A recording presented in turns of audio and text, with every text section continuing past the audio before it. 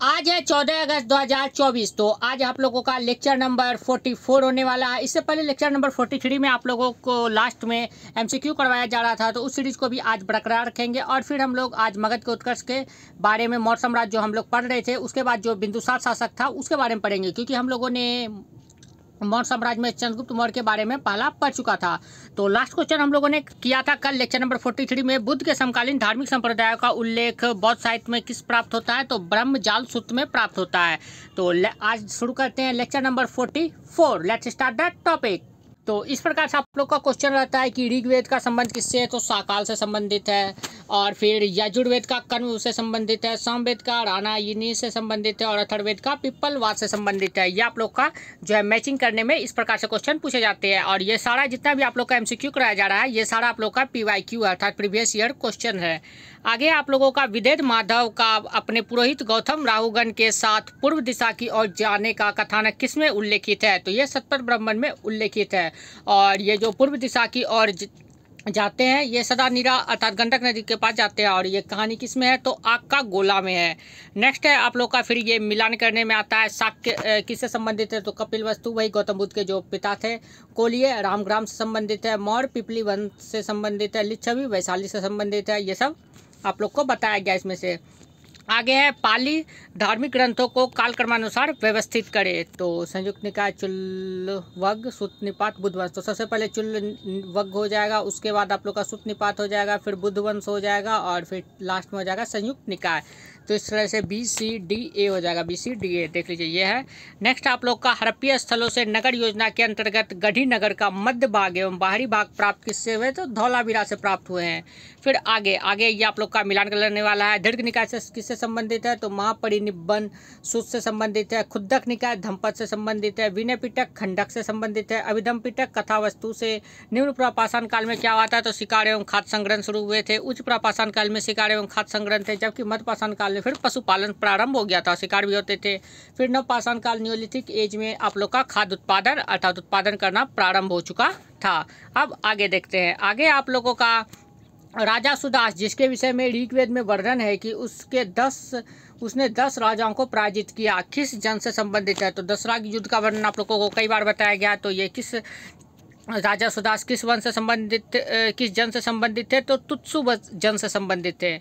आगे है बागोर कहाँ से है? तो राजस्थान का यह मध्यपाषाणिक स्थल है। ब्रह्मगिरी कर्नाटक का महापाषाणिक स्थल है। महेश्वर मध्य प्रदेश का ताम्रपाषाणिक स्थल है। और वहीं टेकलकोटा ये कर्नाटक का नवपाषाणकालीन स्थल है। ये आप लोग का मिलान करने में पूछ लिया जाएगा।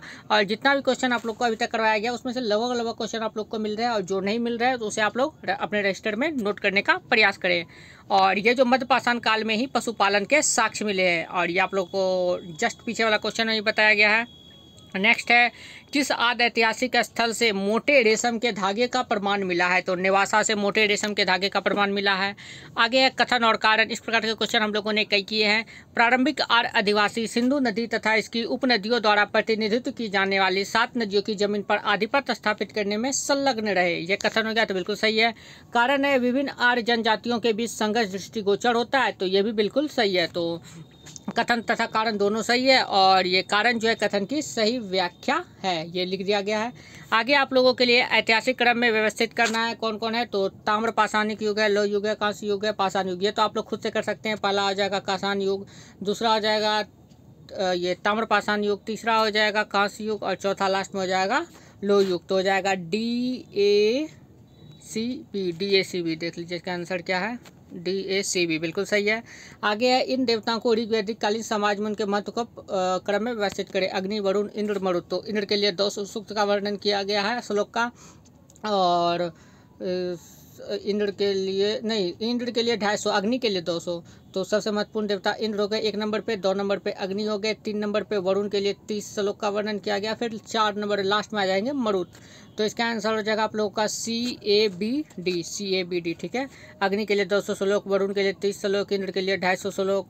और कौटिल्य किसकी रचना की थी? अर्थशास्त्र की। भद्रबाहु कल्पसूत्र की रचना की थी। इसी तरह फिर 2 और क्वेश्चन होंगे, क्योंकि ये मिलान वाला होगा। बिल्कुल सही है। कात्यायन ने स्मृति की रचना की और पतंजलि ने महाभाष्य की रचना की है। आगे है कालक्रमानुसार व्यवस्थित करें इंडिका, ऋग्वेद, अर्थशास्त्र, त्रिपिटक। तो ऋग्वेद तो सबसे प्राचीन है, आप लोग को बताया गया है, तो सबसे पहले तो बी हो जाएगा आप लोगों का। फिर दूसरा नंबर हो जाएगा ये त्रिपिटक की रचना की गई थी, उसके बाद अर्थशास्त्र की रचना हुई और लास्ट में जाके इंडिका जो कि मेगास्थनीज के द्वारा रचित है। तो इसका हो जाएगा BDCA। ओके, BDCA बिल्कुल सही है। सिंधु ये मोहनजोदड़ो में, ओके, रावी हड़प्पा नदी के किनारे है, सॉरी रावी हड़प्पा में है, घग्गर कालीबंगा में है, सतलज रोपर पे है। ये भी आप लोग का ये मिलान करने में बिल्कुल सही है। तो इस प्रकार से ये MCQ का सीरीज होता है कंप्लीट। फिर आगे होगा तो आप लोग को फिर कभी कभी MCQ करवाया जाएगा। अब आगे देखते हैं, फिर हम लोग जो जहाँ छोड़े थे मौर्य साम्राज्य में, आप हम लोगों ने चंद्रगुप्त मौर्य को पूरा कर लिया था। अब हम लोग करने जा रहे हैं बिंदुसार के बारे में। तो चलिए शुरू करते हैं बिंदुसार। तो बिंदुसार का शासनकाल ये 298 ईसा पूर्व से लेकर 272 ईसा पूर्व तक है। और बिंदुसार को ग्रीक स्रोत जो हमें मिला है उसमें बिंदुसार का नाम हमें अमित्रोचेत्स कहा गया है। क्या कहा गया बिंदुसार को? अमित्रोचेत्स। और संस्कृत में क्या कहा गया बिंदुसार को? अमित्रघाट। और वहीं जैन ग्रंथ में बिंदुसार को सिंहसेन कहा गया, वायु पुराण में भद्रसार, चीनी स्रोत में बिंदुपाल। ये बिंदुसार के अलग अलग नाम अलग अलग स्रोत से मिले हैं। और बिंदुसार के दरबार में 2 राजदूत आए थे। कौन कौन? एक डायमेकस था और दूसरा डायनोसियस था। कौन था? डायनीसियस था। ये जो डायमेकस था ये सीरिया नरेश एंटियोकस का राजदूत था और डायनोसियस ये मिस्र के राजा टॉलमी द्वितीय फिलाडेल्फस का राजदूत था। और इन दोनों राजदूत से बिंदुसार ने कुछ मांगा था। क्या क्या मांगा था? तो अंजीर मांगा था, मदिरा मांगा था और दार्शनिक मांगा था। अंजीर अर्थात सूखा मेवा और मदिरा ये दोनों को सीरिया नरेश ने इसे भेज दिया था बिंदुसार के पास। किसे किसे? अंजीर और मदिरा को। आगे है फिर दिव्यावदान के अनुसार, दिव्यावदान जो बुक है इसके अनुसार तक्षशिला में विद्रोह को दबाने के लिए अशोक को भेजा गया था। किसने भेजा? बिंदुसार ने अशोक को भेजा था ये तक्षशिला में विद्रोह को दबाने के लिए। किसके अनुसार? तो दिव्यावदान जो बुक है उसके अनुसार। और दिव्यावदान के अनुसार ही बिंदुसार आजीवक संप्रदाय का अनुयायी था और बिंदुसार के दरबार में आजीवक संप्रदाय का राज ज्योतिष रहता था। ये सब दिव्यावदान के अनुसार है, अकॉर्डिंग टू दिव्यावदान। नेक्स्ट है अशोक। अशोक का पहले कालक्रम देख लेते हैं। अशोक का कालक्रम है 273 से 232 ईसा पूर्व तक। और अशोक जो है ये दक्षिण भारत, अशोक के बारे में हमें दक्षिण भारत के अभिलेख से जानकारी मिलती है कि मास्की, निट्टूर और गुर्जरा इन तीनों अभिलेखों में अशोक का नाम हमें अशोक मिलता है। और ये क्वेश्चन आप लोगों को करवा दिया गया है जब आप लोगों को अभिलेख सब करवाया जा रहा था उस समय। आगे है अशोक का पुराणों में नाम अशोक वर्धन मिलता है और वहीं अभिलेखों में अशोक ईरानी शैली में देवानाम प्रियदर्शी नाम से उल्लेखित है। ईरानी शैली में अभिलेख में अशोक का नाम क्या है? देवानाम प्रियदर्शी नाम से उल्लेखित है। और अशोक अपने राज्याभिषेक से पहले अशोक उज्जैन का राज्यपाल था। राज्याभिषेक जब हुआ था अशोक का उससे पहले वो कहाँ का शासक था? तो वो अशोक उज्जैन का राज्यपाल था। ओके, जैसे कि अभी अपने भारत की राष्ट्रपति कौन है? द्रौपदी मुर्मू। तो पूछ लेगा कि द्रौपदी मुर्मू जो है इससे क्या कहते हैं, किस राज्य से संबंधित है? तो झारखंड से संबंधित है। बस उसी तरह कि राज्याभिषेक से पहले वो अशोक कहाँ का राज्यपाल था? तो उज्जैन का राज्यपाल था। नेक्स्ट क्वेश्चन है आप लोगों का, कल्हन की राजतरंगिणी के अनुसार अशोक शिव उपासक था। अशोक किसका उपासक था? शिव का उपासक था। और वितस्ता नदी के किनारे अशोक ने श्रीनगर की स्थापना की। ये सब कल्हन की राजतरंगिणी के अकॉर्डिंग ही है। ओके, और अशोक ने श्रीनगर में शैव मंदिर जो कि विजेश्वर है उसका निर्माण करवाया था क्योंकि ये शिव का उपासक था। और अशोक के अभिलेखों के बारे में जानकारी देखिए। अशोक के अभिलेख की खोज किसने की? टिप एंड टेलर ने की। सर्वप्रथम पढ़ा जेम्स प्रिंसिप ने। किस लिपि में पढ़ा? ब्राह्मी लिपि में पढ़ा। और कुल 13 अभिलेख है अर्थात शिलालेख है। किसके? तो अशोक के।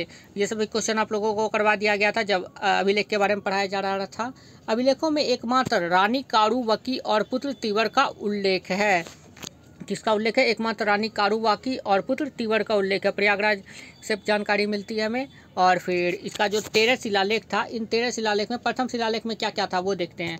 तो प्रथम शिलालेख में सामाजिक उत्सव और पशु बलि नहीं होगा ऐसा लिखा गया है। और प्रथम शिलालेख में कहा गया कि समस्त प्रजा मेरी संतान है। अशोक के प्रथम शिलालेख में क्या कहा गया है? समस्त प्रजा मेरी संतान है। नेक्स्ट है द्वितीय शिलालेख। द्वितीय शिलालेख में क्या क्या कहा गया है? तो केरल पुत्र, सत्यपुत्र, चोल, चेर, पांड्य, ताम्रपर्णी जो कि श्रीलंका में का उल्लेख मिलता है। किसका किसका? ताम्रपर्णी, चोर, चेल, पांड्य, सत्यपुत्र, केरल पुत्र का उल्लेख है।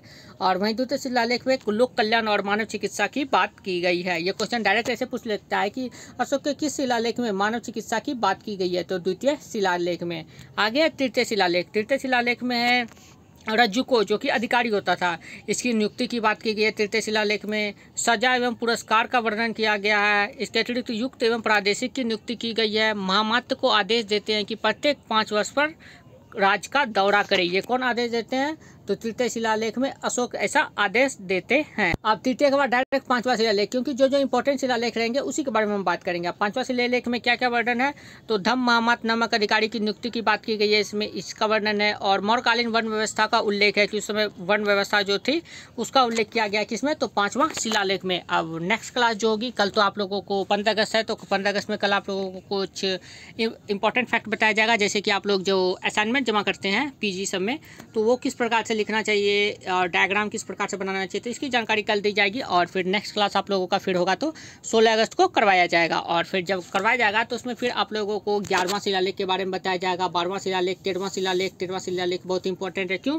क्योंकि इसी में कलिंग युद्ध का वर्णन किया गया है। और फिर कलिंग युद्ध का वर्णन में आप लोग देखेंगे कहीं कहीं से 261 ईसा पूर्व, कहीं कहीं 269 ईसा पूर्व वर्णन किया गया है। इसके अतिरिक्त कलिंग युद्ध क्यों हुआ इसके बारे में देखेंगे। और अशोक ने किसे कहाँ भेजा था बौद्ध धर्म के प्रचार के लिए, वो सब भी हम लोग देखेंगे। तो फिर चलिए मिलते हैं नेक्स्ट वीडियो में। इसका पीडीएफ आप लोगों को टेलीग्राम चैनल पर 14 अगस्त 2024 को अवेलेबल करा दिया गया, आप लोग वहां से जाकर इसका पीडीएफ देख सकते हैं। चलिए मिलते हैं नेक्स्ट वीडियो में। आप लोग टेलीग्राम चैनल से जरूर ज्वाइन करें, या फिर आप लोग टेलीग्राम चैनल पर जाकर KSRM फैमिली को सर्च मारकर भी टेलीग्राम चैनल से जुड़ सकते हैं। मिलते हैं नेक्स्ट वीडियो में। Thank you.